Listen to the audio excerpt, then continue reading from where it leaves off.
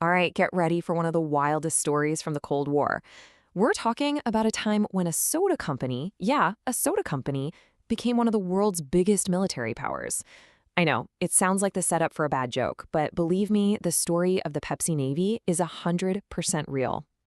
So, picture this. The year is 1989. The Berlin Wall is just about to come crashing down. The Cold War is finally starting to thaw out.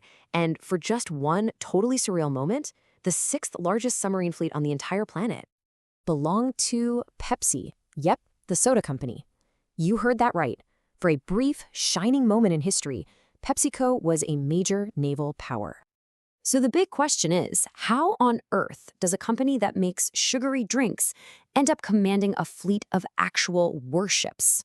Well, the answer is, of course, a very, very strange business problem that had been brewing for decades. Okay, so here's the deal. On one hand, you've got Pepsi. They had scored this huge win by becoming one of the very first American brands sold in the Soviet Union, and people there absolutely loved it.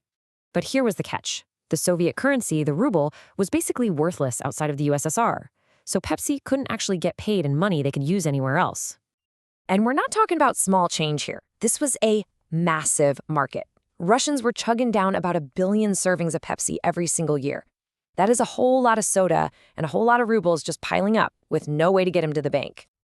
So, since cash was off the table, the Soviets, who were desperate to keep their citizens happy with Pepsi, came up with let's call it, a creative solution. They decided to barter. And this really shows you where their economy was at. They had no cash, but they had a huge inventory of one thing in particular: old military gear.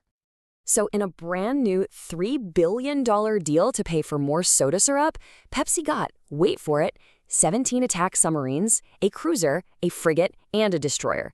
It's just this perfectly bizarre snapshot of how weird things were getting at the end of the Cold War. The whole situation was so ridiculous that Pepsi's CEO at the time, a guy named Donald Kendall, actually joked about it with the U.S. National Security Advisor. He told him, "We're disarming the Soviet Union faster than you are." You can only imagine the look on that advisor's face. But let's be real, what is a soda company going to do with a navy? Well, Pepsi had absolutely zero use for a bunch of warships, so they immediately turned around and sold the entire fleet to a Swedish company to be scrapped for metal. And just 2 years after that, the Soviet Union itself collapsed, closing the book on one of the strangest business deals in history. The Pepsi Navy didn't last long, but man, what a story. It's this incredible footnote in history about soda, submarines, and the crazy economics of a falling empire. It really makes you wonder, right? What's the wildest corporate deal you've ever heard of?